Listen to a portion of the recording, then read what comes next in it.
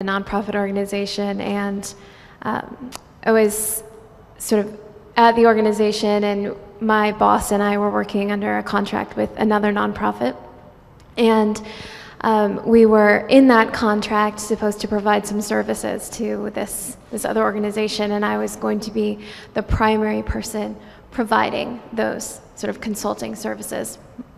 And based on the agreement, as we were sort of revising the contract and what we were saying to this other organization we were going to be providing to them, we were giving them this expectation that we were going to be providing, X and Y. And shortly after we signed on the dotted line, my boss made it clear to me that he was actually only intending to ever provide X. And I thought about it for a while because I was conflicted about that, and decided that in order for me to be able to sleep at night, I needed to have a conversation with him about it, and I did it in the most professional way I possibly could, and I suffered the consequences. And now I work here. Spell it out for us. I work here now. So I didn't stay there much longer, is what the consequences were. It got very uncomfortable working with him, and it became a very toxic work environment. And he sort of did everything that he could to make me not want to work there. And I started looking elsewhere very shortly thereafter.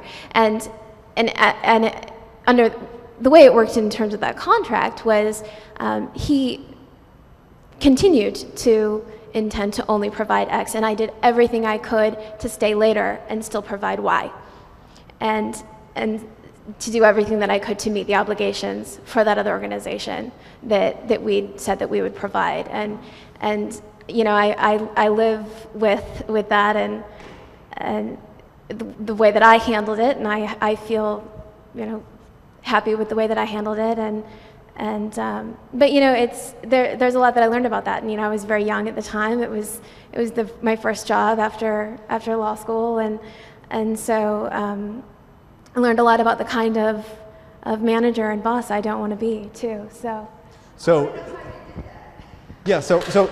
give her a microphone. Loretta, can you let her say that? How did you do that, girl? That was great. So isn't it interesting? So she said, so in the short term, it looks like it had a bad ending because she ended up leaving, and her boss made her life hell. But just as you observed, in the long term, it was actually a very good ending because the one clue was so I could sleep at night. She chose her personal integrity over the circumstances. And now your question is, how did you confront him? What is the question? How did you confront it? How did you get yourself to? Yeah. So how did you create the fortitude, the internal strength to address what was obviously a very challenging situation? I took a deep breath and didn't look back, and I walked into the office, and that's part of it. And then and I don't even remember the exact words when I sat down with him, but however I laid it out, I sugarcoated it and I danced around it a little bit, but how I put it, he knew what I was trying to say, even though I didn't come right out and say that I thought he was being unethical. But it was clear that was the point that I was making. And that's why he made it difficult for us to work together after the fact, because he knew that that's what I was saying. But I said it in the most polite and respectful way I possibly could, and I just knew that I wasn't going to be able to go on working on that contract afterwards if I didn't say anything, because I thought there was a chance that he might change his mind and renegotiate the contract. And that's why I had to say something, is because I knew that there was, if I did say something, maybe something might turn out differently. And for my own integrity, I needed to take that chance. So let me, if I can, just step in with that. Thank you for that, by the way. I really appreciate your willingness to share. Sure. When you get into that kind of situation, what I find is that it's really interesting. The part of you that is challenged by the situation, the part of you that feels affronted or like it's difficult, is your heart. It's your heart that cares about your being, that wants to see you blossom, that wants to see you in a good environment, that wants to see you sustained by your work, right? That's the part of you that cares. And it's also the part that is capable of doing something that feels impossible. It's not your mind. If you let your mind play with it too long, your mind can do all kinds of machinations. But when you draw on that strength, that internal integrity, that's the part, even though you danced around, even though you sugarcoated it or whatever, eventually it got you through that door, right? So that's where the power comes from, is from that sense of connection to who you are in essence, and that's your heart. So I want to wrap up. So I want to just show you what the kind of the elements of the book are, so that you have that to take with you when you leave this conversation. So let me just quickly go back here to this. All right. So here are the core elements. When I come in to do a change initiative, people will sometimes ask me, so what do you do? And I just want to quickly go through those so that you have that, and then you can refer to the book to get more detail. One is that, number 3 on this list, you have to identify who your most valuable players are. Who are the people who are going to birth this change in the world? Who are the influencers? Who are the people who are involved? They could be political, they could have power, they could also be content, technical experts, specialists, even researchers, academicians. Sometimes they're competitors, and believe it or not, one of the most valuable groups is detractors.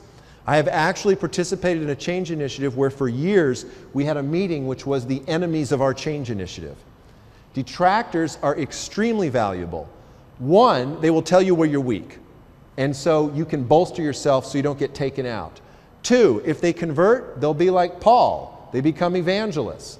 3, when you engage them, other people will take note and begin to trust you more, even if you do not win the engagements. They will see you as having your own integrity and being willing to engage on principle.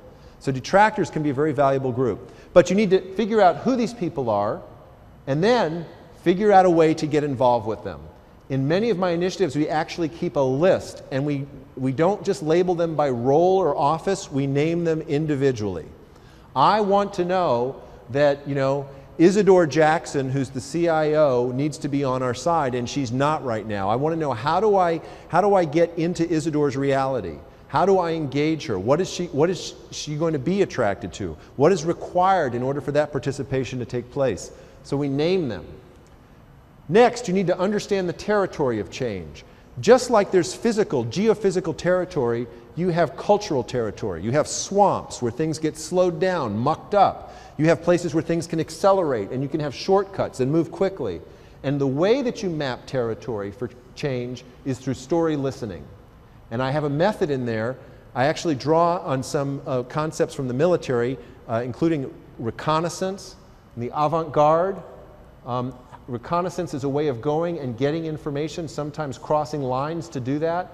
And I use story listening as the process. I go and listen to the stories of the most valuable players and use that to track the territory so that I have a sense of where things will go smoothly and where they won't. So that's all in the book. Number 5, accelerate change through performance communities. I mentioned that at the World Bank we created 120 communities, and that to this day there's over 60 of them still in existence. Communities are the engines of change. I think of them as beehives. They're groups of people that work on your behalf when you're not around, and you have to know how to construct these communities so that they will do that effectively. I cover 3 different areas that every community needs to have going for it in order to do that well. One is that it has to provide business benefits. It has to contribute directly to the change in some form. And I give you many examples of what those forms are. I've used them effectively many times. 2, the community itself has to be satisfied. It has to be valuable to their concerns. And 3, the individuals have to have a payoff. Each person who participates has to get some value out of it. If you've got business benefits, community concerns, and participant payoffs all going at the same time, you can have a very effective groups of people who will work on your behalf. The next one I want to talk about is creating dramatic surges in progress. And we got into that with you a little bit when I talked about how you orchestrate all of these events simultaneously. When we had knowledge management at the bank, we'd have these splashes, we called them. That's what they call them in the entertainment industry. So you've got the town hall, you've got the atrium meeting, you've got the knowledge fair, you've got the briefing for the president, you've got coffees with division chiefs, and they all go on in the same 30 days.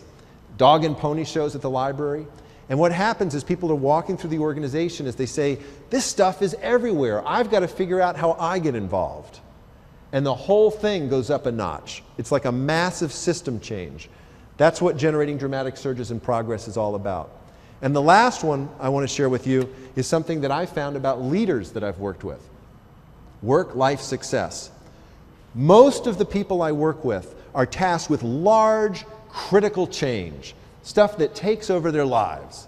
And you would think that these people would be burned out, they would have no family relationships, no good friends, they'd be in poor health, and the opposite is true. Every one of these leaders has strong, robust relationships with their children, with their spouse, with their close friends. They have a strong social network. A lot of times when I would arrive in a hotel at 11:30 at night after a long day on an airplane, and the first thing out of this person's mouth when we walked in the door is, "Where's the gym?" They take their self-care extremely seriously because they're in it for the long haul. And they know that peak performance is the way to make it work, and they decompartmentalize their lives, which means they have time for their children, time for their close friends, and they make it all work as a holistic thing. So I talk in here about how to achieve work-life success when you're knee-deep in a really big change initiative. So that's the content. Let me just ask if there's one more question, and then I want to tell you a story, and then I think we're complete for the day here. Any questions? You've got one? Yes. Someone over here? Yes. I was just wondering if you had any suggestions for how to change the principles of, for bringing about change if the impetus for change is not coming from the top down. If it's coming from, like at EPA and in our bureaucracy, if it's coming from sort of the mid-level management. And if we have a sort of a long-standing program, it's been sort of chugging along the same way for a really long time, and there are some people who are career level managers who see a need to give it a new face. And we need to bring the top level managers on board with that. If there's a way to put some of these practices into place to bring that on board. Absolutely. In fact, that knowledge management initiative that I talked about so many times today was not coming top down initially. We eventually got Wolfenson involved in it, but it did not start there. And so actually all these same principles apply. It's just that the top brass becomes one of your most valuable player groups. And what you need to do is get belly to belly with them. You need to share air, you need to look at them in the eye, talk about what you're doing. You may not get it through the first time or the second time or even the 14th time, but you just keep coming back. And through that process, you create the engagement, you create that fabric I was talking about so that they start to perceive it as something that's real, that's part of their environment. So yeah, this stuff actually, in fact, when we were doing knowledge management, we went to visit Peter Senge, who's actually stood here and spoken before. And I believe he told to us we were going to have a particularly challenging time at one point because we had Wolfenson's support. He said that sometimes the top-down makes it more difficult. And the reason it does is because then a lot of people will say yes, sir, when they don't really mean it, just because it's the top saying it. And when you don't have that support, the only response you get is an authentic response. But we got both. We were able to do both. So that's helpful.